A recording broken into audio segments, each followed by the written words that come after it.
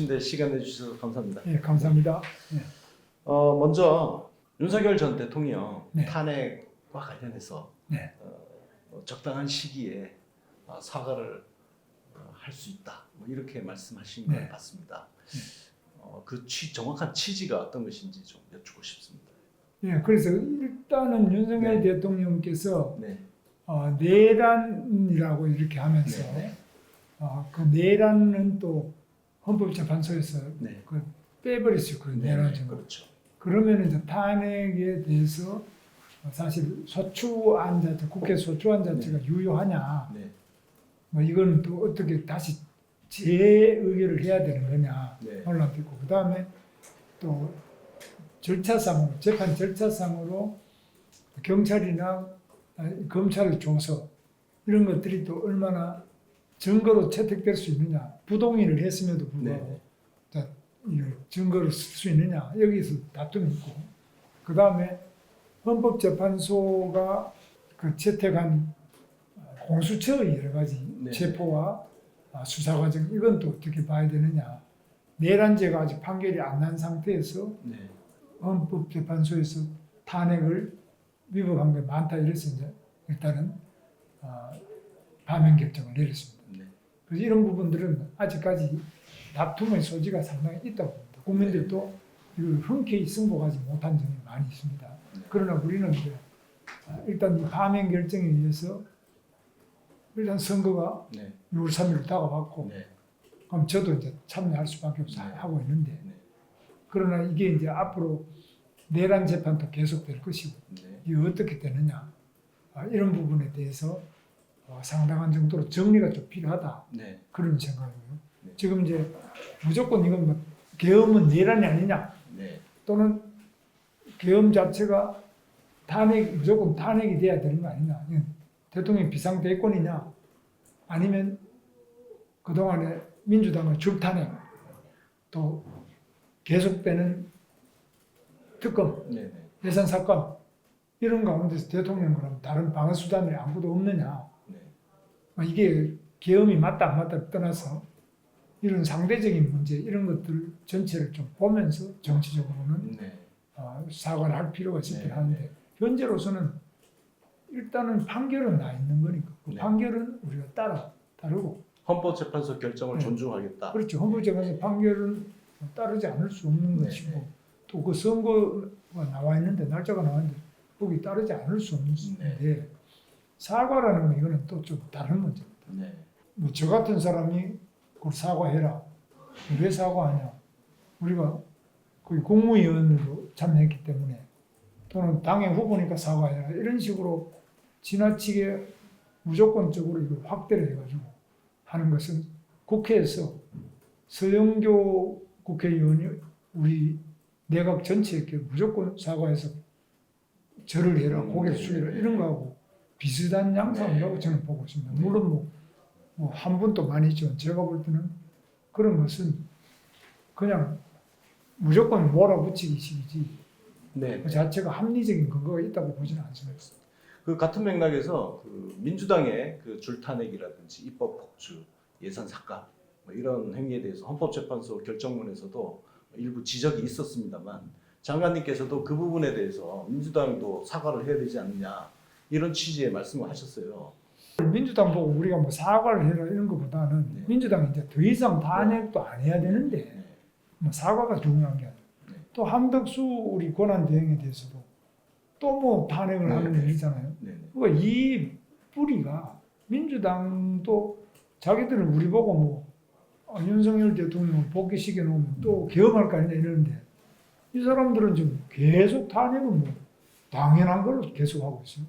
자기 성찰이 너무 없는 거죠. 네. 정치라는 게. 이쪽은 무조건 사과하고 자기들은 계속 탄핵하고, 이건 아니다. 네. 자, 현실적으로 그런데 그 현재 여론조사를 보면 국민의힘 후보들이 이재명 더불어민주당 대선 후보 오늘 확정이 되겠지만, 그 가상 양자 대결을 보면 굉장히 좀 큰 차이로 국민의힘 후보들이 뒤지는 결과로 나오고 있어요. 네. 그래서 결국은 이제 빅텐트론이라든지 이런 것들이 이걸 뒤집을 수 있는 방안 차원에서 지금 나온 거거든요. 그래서 후보님께서 생각하시는 이 뭔가 역전의 어떤 기회를 살리기 위한 전략이라든지 이런 것이 있다면 생각하시는 보관이 있다면. 이재명 후보는 지난번에도 출마를 했고 네. 이번에 또 출마를 하는데 김대중 대통령보다도 더 높은 당내 장악력을 네, 가지고 그렇죠. 하고 있어. 거의 당내 아주 뭐 거의 독주 상태로 가 있습니다. 국회에서도 완전히 독주 상태로 가 있고요. 그래서 이런 독주가 당내 독주와 국회 독주 상태가 대통령까지 돼 있을 때는 이 법까지 마음대로 뜯어고치고 탄핵도 마음대로 하고 특검도 마음대로 하고 거기다 대통령도 마음대로 지금 인사권 같은 것과 네. 각종 재정 뭐 비상대권 이런 걸 이용해 할 경우에 야 이게 어떻게 될 거냐. 또 사법부도 상당한 정도로 기울어져 있습니다. 지금 이재명 후보는 사법부도 계속 무죄고 엔간하면 대법원까지 가서도 무죄가 막 나오고 네. 이 기울어진 이게 입법, 행정, 사법부 다 이렇게 됐을 때 이 대한민국 민주주의는 어디서 숨을 쉬느냐 굉장히 우려가 많습니다. 이런 국민들이 우려가 많이 있고 두 번째는 그분이 성남시장 할 때부터 해온 걸 보면은 경기도지사 때나 해온 거 보면은 뭐 이건 자기 정치적 반대자는 정신병원에 입원 한두 명 다 자기 형님부터 25명이나 입원 그 다음에 대장동 개발 뭐 이런 거에서부터 결정적인 문제된 사람은 다 의문사 구속 그 다음에 뭐 검사 사층부터 총각 사층까지 뭐 이 도저히 일반인들이 상상할 수 없는 기본이 안 된 사람인데 이런 사람이 대통령까지 하게 됐다면 과연 어떻게 되느냐 이 두려움 이것들이 국민들 속에 팽배해 있기 때문에 이런 부분에 대해서 차별성을 보여주면서 그렇지 않은 사람도 있다 이걸 보이고 알려나가면서 좀 많은 변화가 일어날 거로 보는데 네. 시간이 짧기 때문에 이제 이게 네. 문제입니다. 자 그런 차원에서 당 안팎으로 얘기해야겠죠. 그 개헌론이 얘기가 되고 있습니다. 그래서 대표적으로 차기 대통령은 임기를 3년으로 단축하고 2028년에 총선과 대선을 동시에 치르는 그런 개헌을 하고 그리고 또한 그 다당제가 가능한 이런 극한 대결 정치를 극복하기 위해서 다당제가 가능한 선거법 개정이라든지 이런 것들을 공약으로 해서 개헌연대를 만들어서 큰 빅텐트를 만들어야 되지 않느냐 이런 제안도 있습니다. 여기에 대해서 장관님은 어떤 뭐 생각? 아주 합리적인 제안이라고 생각하는데 네, 그게 이제 이루어지려면 네. 이재명 후보 쪽에서 동의해야만 가능하지 않겠습니까? 그죠? 네, 국회에서 반- 200석 이상을 네. 받아야 되지 않습니까? 그 다음에 국민 50% 이렇게 되는 네, 국회에서 200석 받으려면 그럼 과연 이재명 그 권한대 후보가 오케이 해줘야 되는데 네. 그런 점에서 이제 실현 가능성은 근데 그 합리적인 개헌 사유는 그런 게 있다고 생각하고 저도 공감하는 바입니다. 국민들 상대로 여론전을 해볼 수는 있지 않겠습니까? 국회에서 여론하는 뭐 우원식 하더라도. 의장 같은 사람도 네. 이제 여론에 맞춰서 했는데 그만 들어가지 않습니까? 그 왜 들어가냐? 이제 계산하는데 여러 가지 압력이 많겠죠. 네, 그러니까 그 안에 있는 사람들 다 조용하잖아요. 네, 이게 이제 제가 두려운 점입니다. 네. 민주당 안에 민주주의는 없다.